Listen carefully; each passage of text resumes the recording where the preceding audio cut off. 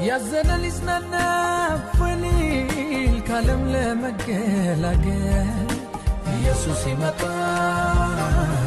ጌታ ይመጣ ሞላና ጎደለ የሌለበት አንድ የሚኮንበት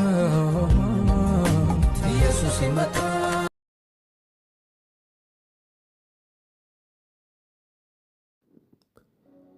ይህ ዘመን ሰዎች በእግዚአብሔር ፊት የሚመዘኑበት፣ ቤተ ክርስቲያን የምትጠራበት፣ የተደባለቀው የሚለይበት ዘመን ይሆናል። አዘጋጅ ፓስተር ዶክተር ገዛ ዮሐንስ፣ አንባቢ አገልጋይ ስጦታ አበራ። ከዝግጅቱ ክፍል ኤልሻዳይ ኢየሱስ ይመጣል። እግዚአብሔር ሁል ጊዜ በዙፋኑ ላይ ነው። መንግሥቱን ማንም ሳይነቀንቀው ጸንቶ ይኖራል። ያለውና የተናገረው ሁሉ በየዘመናቱ እየተከናወነና እየተፈጸመ ይኖራል። ስለዚህ ለቃሉ ክብር ልንሰጥ ይገባናል። አንደኛ ሳሙኤል መልእክት ምዕራፍ 6 ከቁጥር 19 እስከ 20 ላይ ስንመለከት ወደ ታቦቱ ውስጥ ተመልክተዋልና የቤተ ሳማሲን ሰዎችን መታ። ከሕዝቡም ከ5000 ሰው 70 ሰዎችን መታ። እግዚአብሔር በታላቅ ግድያ ስለመታ ሕዝቡ አለቀሰ። የቤተ ሳማሲም ሰዎች በዚህ ቅዱስ አምላክ በእግዚአብሔር ፊት ማን መቆም ይችላል? ከእኛስ ወጥቶ ወደ ማን ይሄዳል አሉ። ይህ ዘመን ሰው ሁሉ በፈለገውና በመሰለው መንገድ የሚሄድበት ዘመን ነው። በነፍሱ ፈቃድ የሚናገርበት፣ መላሳችን የእኛ ናት ማን ይከለክናል የሚልበት ዘመን ነው።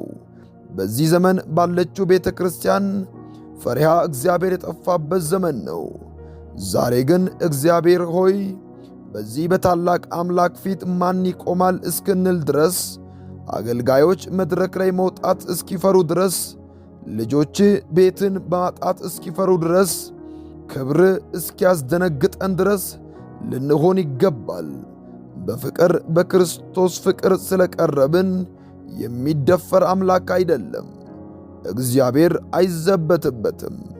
ሰው በእግዚአብሔር መቀለድ ከጀመረ በራሱ በዕድሜው ላይ ነው እየቀለደ ያለው። ዛሬ አስተውል።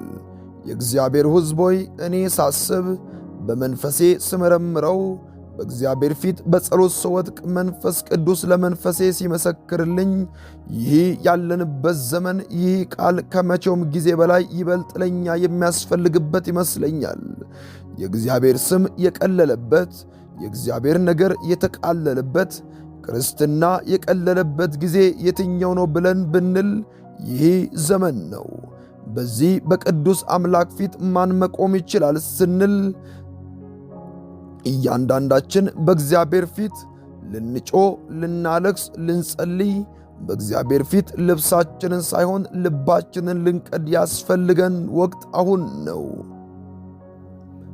ይህ ወቅትና ይህ ዘመን ብዙ የእግዚአብሔር ስም የተደፈረበት፣ በአንድ ስፍራ እንደሚናገር ከእናንተ የተነሳ ቅዱስ ስሜ በአሕዛብ ይሰደባል እንደሚል ቃሉ ከእኛ የተነሳ ከንግግራችን የተነሳ ከኑሯችን የተነሳ የእግዚአብሔር ስም እየተሰደበ ያለበት፣ የጌታ የኢየሱስ ክርስቶስ ስም የቀለለበት፣ ሰዎች ታላቁን ስሙን እንደ ቀልድ የሚያነሱበት፣ እንደ መጫወቻ የሚጠሩበት፣ ከእኛ የተነሳ ክብሩ የማይታይበት፣ ቤተ ክርስቲያን ደግሞ ክብሯ የተቃለለበት፣ ማስፈራት የእግዚአብሔር ሞገስ የሌላት ቤተ ክርስቲያን የሆነችበት ዘመን ደርሰናል።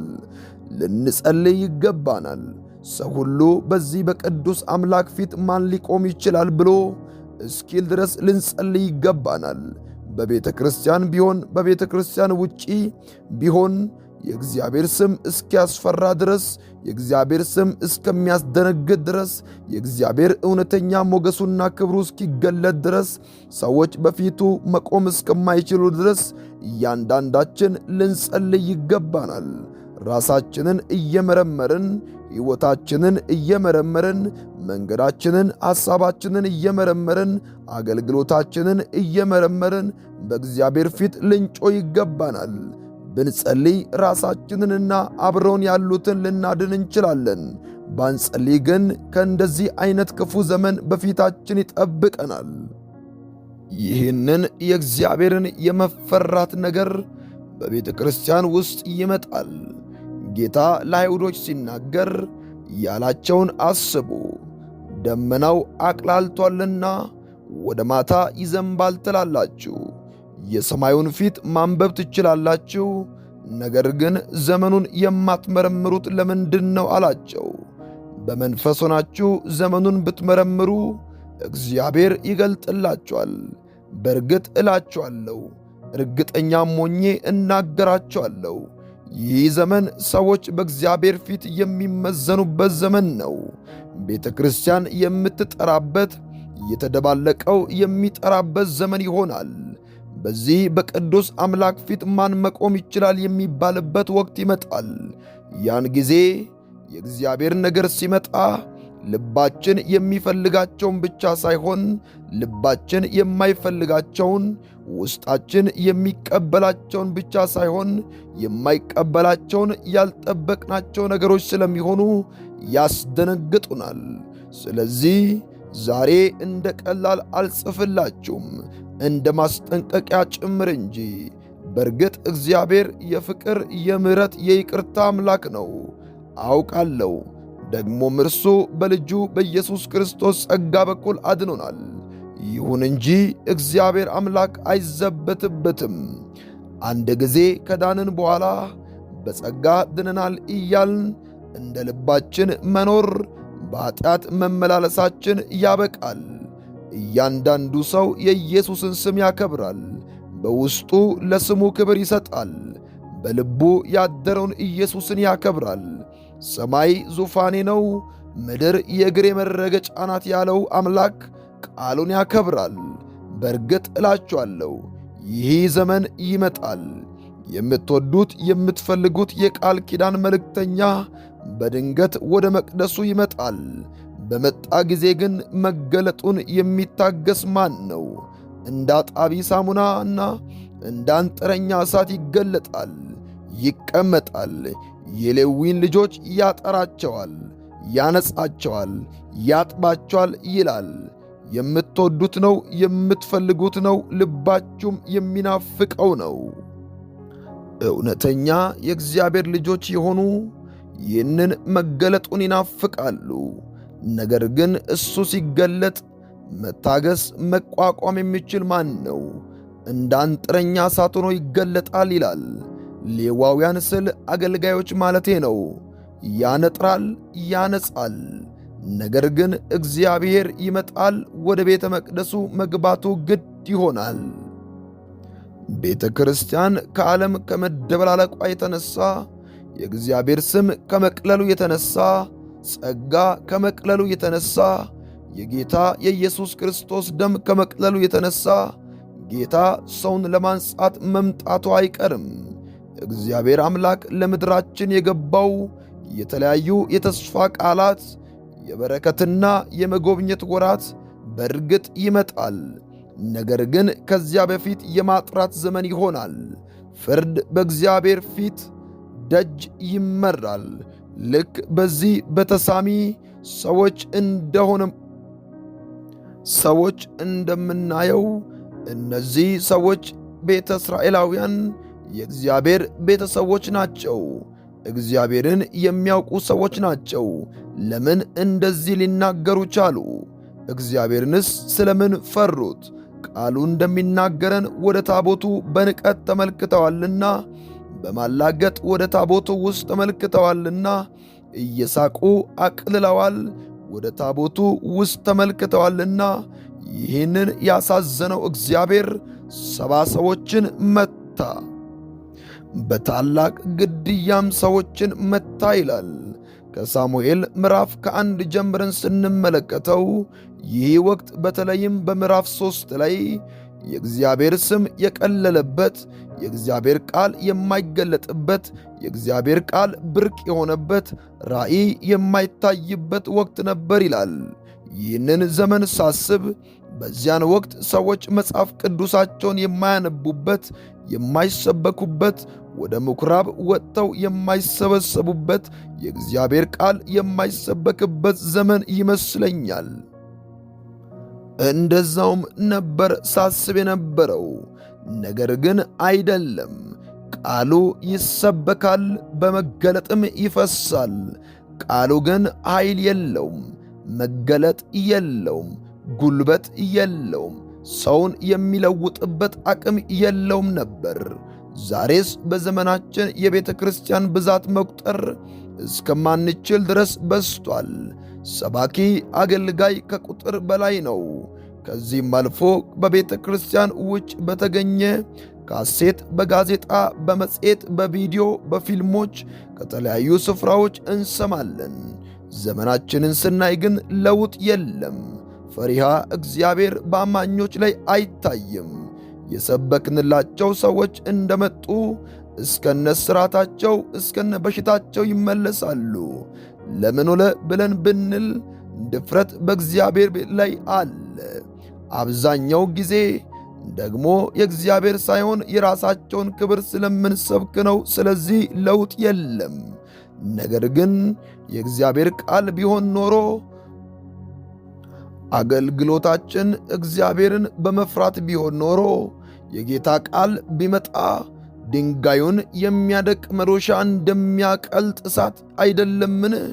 ገለባ ከስንዴ ጋር ምን ኅብረት አለው?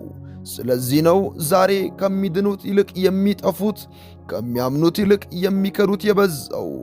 ያን ጊዜ በነ ሳሙኤል ዘመን ስናነብ ቃል የሚሰብክ የሚያገለግል አልነበረም ማለት አይደለም።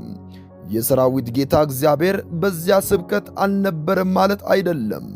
ነገር ግን እግዚአብሔር በዚያ ስብከት አልነበረበትም።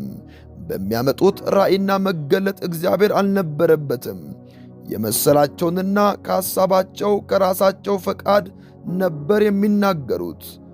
ኢየሱስ ይመጣል።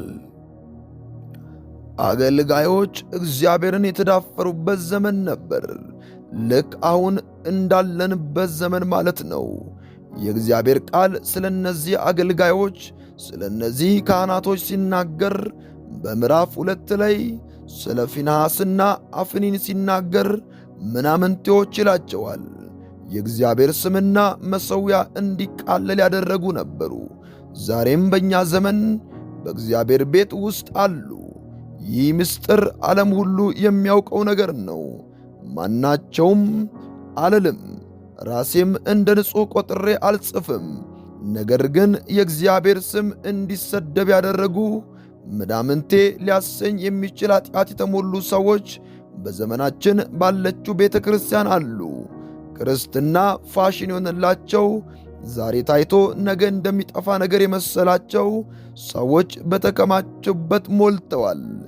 የጌታችንና የኢየሱስ ክርስቶስ ስም እንዲሰደብ ያደረጉ፣ የእግዚአብሔር ስም እንዲቃለል ያደረጉ አገልጋዮች አሉ። መድረክ ላይ መውጣትን ያቃለሉ፣ በዝሙት ኃጢአት ላይ በአልጋ የሚንከባለሉ አገልጋዮችና ምዕመናኖች በዛሬዋ ቤተ ክርስቲያን ሞልተዋል። ዛሬ ግን በበቀል እግዚአብሔር ቤቱን ሊያጠራ ይመጣል። በመገናኛው ድንኳን ውስጥ ከሚያገለግሉ ሴቶች ጋር መተኛታቸውን አባታቸውም ሰምቷል። ነገር ግን ምንም አላላቸውም። ያከበሩኝን አከብራለሁ፣ የናቁኝን እንቃለሁ፣ ይህ አይሆንልኝምና አለ። እግዚአብሔር ለኤሊ መልእክተኛ ልኮ ተናገረው። ወገኖቼ ሆይ ዛሬ ሰው አክብሯችሁ እግዚአብሔር ከሚንቃችሁ ዋጋ የለውም። ስለዚህ እግዚአብሔር እነ ፊናንና ፊናስን ናቃቸው። ዛሬስ በዘመናችን እንደነ ፊንሐስ ያሉት የቤተ ክርስቲያን አገልጋዮች፣ የመድረክ አገልጋዮች እየዘመሩ እየሰበኩ በተለያየ አገልግሎት ውስጥ እያገለገሉ ዝሙት የሚሰሩ እንዳሉ አታውቁምን? መድረክ የእግዚአብሔር መሠዊያ የክብሩ መገለጫን ያረከሱ ከነዚህ የተነሳ ቤተ ክርስቲያንና የእግዚአብሔር ስም ይረክሰዋል። ጌታ እግዚአብሔር እንደ ሸመገለ፣ ዓይኑ እንደፈዘዘ፣ እንደማያይ እንደማይሰማ የመሰላቸው ብዙ የቤቱ አገልጋዮች አሉ። እነሱ ይናቁት እንጂ አምላካችን ግን ሕያው ነው። አምላካችን እንደሚባላ እሳት ነው። በተነሳ ጊዜ ገለባውንና ስንዴውን ያጠራል። አሜን ኢየሱስ ጌታ ነው ብላችሁ የምትናገሩበት ጊዜ አስባችሁና አሰላስላችሁ ተናገሩ።